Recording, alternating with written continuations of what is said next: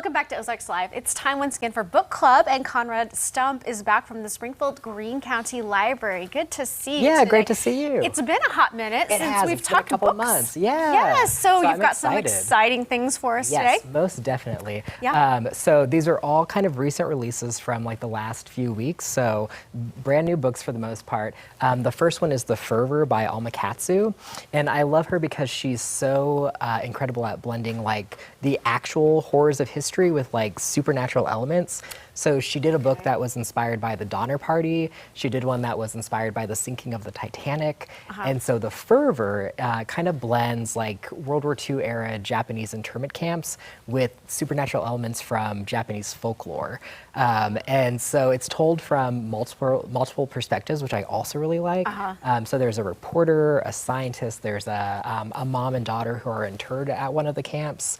And there's this communicable disease that's spreading. And at first it seems like, these characters are unrelated, but then as the story progresses, you kind of figure out how they're connected, which creates like a lot of interesting tension and intrigue for the reader. It sounds a little bit mysterious too, when you add in that supernatural aspect to it. Yes, yeah, so there's definitely like a mystery that's slowly unraveling, and I think that's what's cool about the perspectives is like you kind of take breaks from people, and so that mystery lingers until it kind of comes together some more.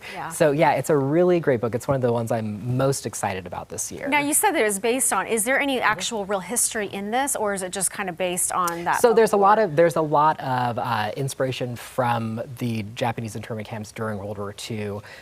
So there is real history mixed in there. Yes. Okay, but not the story.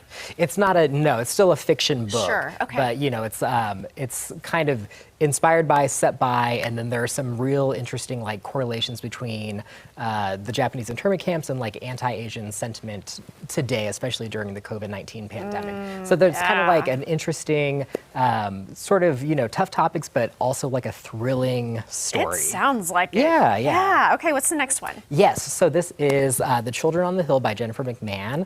And what I love about Jennifer McMahon is there are always like alternating timelines. There are always fantastic female characters, and there's always an interesting exploration of like how the past haunts the present. So there's also sort of a history aspect to that too. And it's also inspired by Mary Shelley's Frankenstein. And I loved that when I was in high school. Yeah, and so I love sort of fresh takes on classics. Oh, yes, that's good. Yeah, so Vi and her brother grow up in the late 1970s with their grandma, who's this renowned psychiatrist at this psychological institution that has an interesting approach to treating mental illness. And one day she brings home this like silent feral child named Iris to live with them as Vi's sister, essentially. And the kids become obsessed with monsters and monster hunting. And then you kind of cut to 40 years later, and Vi is the host of a popular podcast called Monsters Among Us. And she's returned to Vermont to investigate this possible monster sighting that might also be connected to the disappearances of young girls. And she kind of thinks the monster might be her sister. Oh, wow, there's a lot of layers on that one. So we only have about a minute left to cover this last one. Yes, I love La Hacienda. It just came out from Berkeley, and it's super hot right now. I've seen it all over social media. It's NPR's Book of the Day today.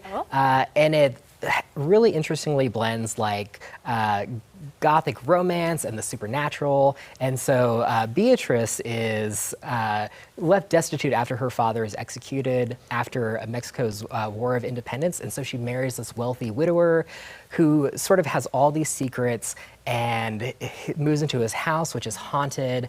And it just sort of is amazing because Beatrice is such a compelling character, and it sort of subverts haunted house tropes while also kind of playing into them. So it's a lot of fun, and I think it'll be one of like the most talked about books of the year and on a lot of best books lists at the end of the year. It's all over the place. So don't miss it. Don't miss it. I love that when you come in here, you've got all new releases here, but you also have this like interwoven theme, I feel like. So it's like if you like one of these, you're probably gonna like all of them. So how can people find the library online? Yeah, of course, you just visit thelibrary.org. You'll be able to search the catalog, see what programs we have going on, see what services we offer. You have so many services besides books. Yes, so helpful. Yeah. Well, thank you, Conrad, so much for being here. I always love hearing sharing what you've got for us. So up next, celebrate Mother's Day all month long with Mother's Brewing. Find out more when we get back.